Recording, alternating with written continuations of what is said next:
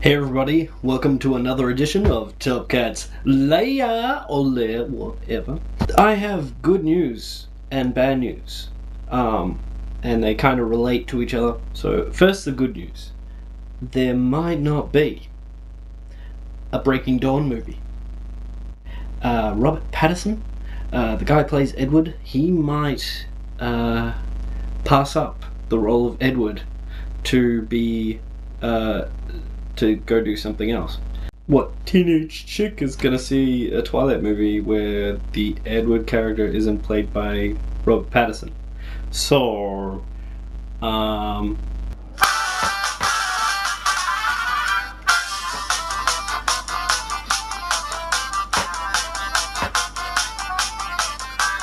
So yeah, and that's not the only problem that is with the final Twilight movie, is also the fact that producers have finally gotten around to reading it and have gone, this is unfilmable.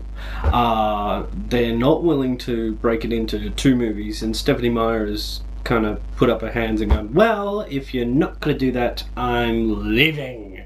So no creative input from me, which might actually make me, if they do make the film, might actually make me want to see it.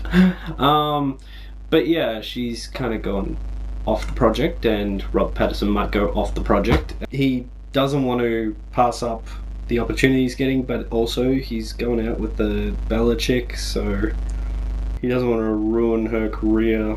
But really, if he can get her out of that movie as well, I think it'll make her career better. Personally, get out of that bloody movie. All you do is pine and convulse in your bed. I will be watching the movie, though, by the way, because Asta is having a double feature again.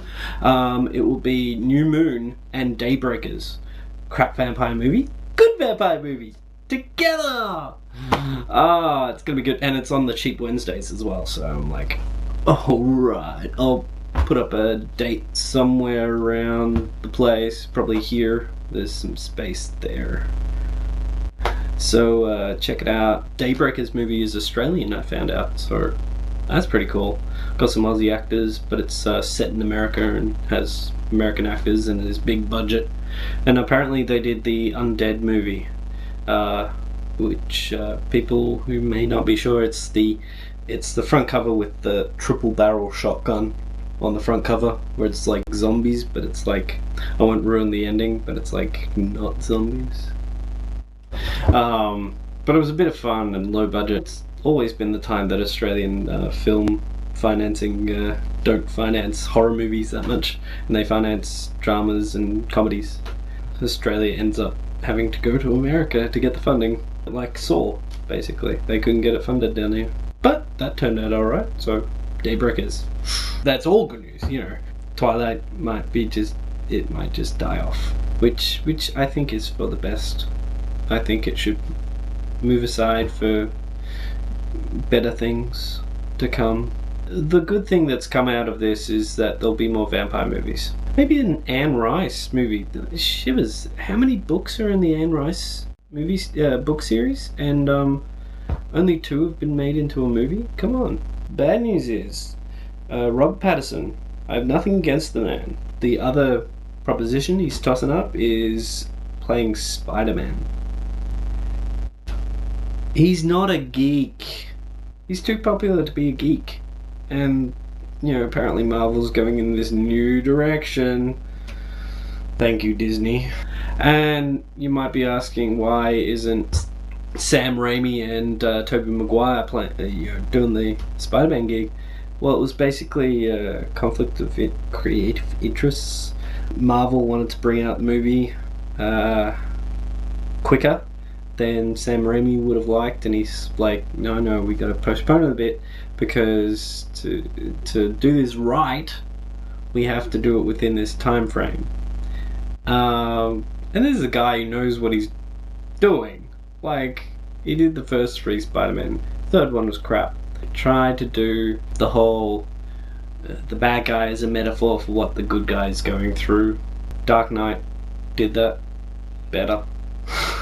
where it wasn't like, hello, I'm a metaphor. I'm not going to see the fourth Spider-Man movie. If Robert Pattinson is going to be... Yeah, that's the bad news. Good news, Twilight might die. Well, Twilight will die eventually, but it might die sooner than I thought. Bad news, Spider-Man 4 might really suck. Yeah, because Robert Pattinson, you're alright, but you're not a geek.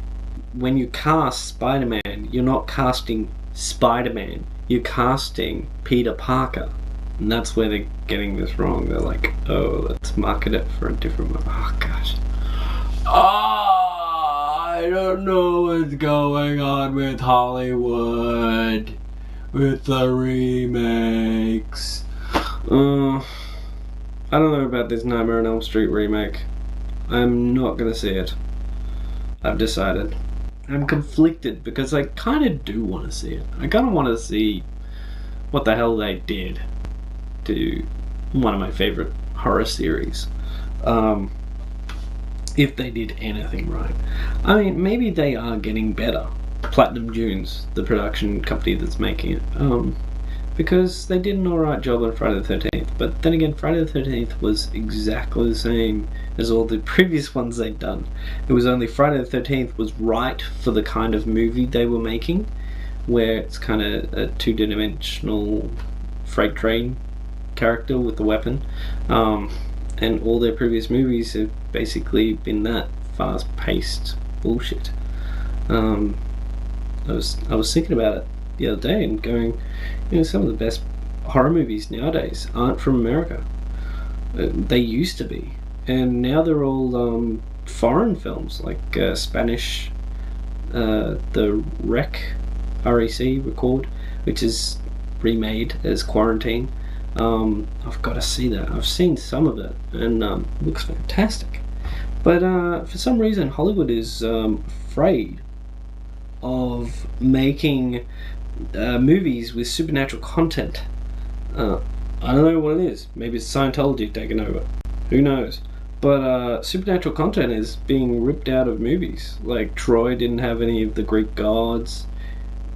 Indiana Jones and the Crystal Skull, it wasn't like a spiritual force, it was alien technology kind of thing. Juggernaut in the third X-Men movie was a mutant, and in the comics he's magical.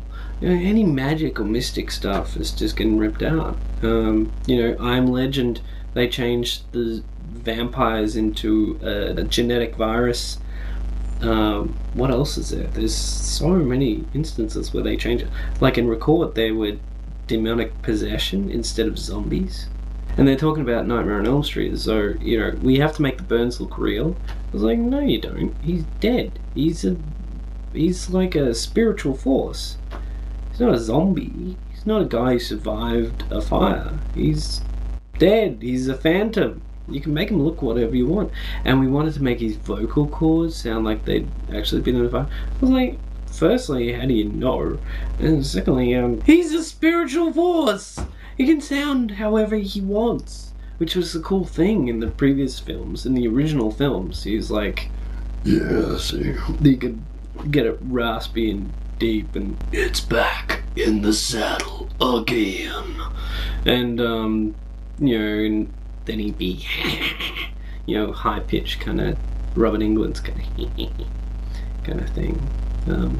But yeah, what's with this? What's this realism?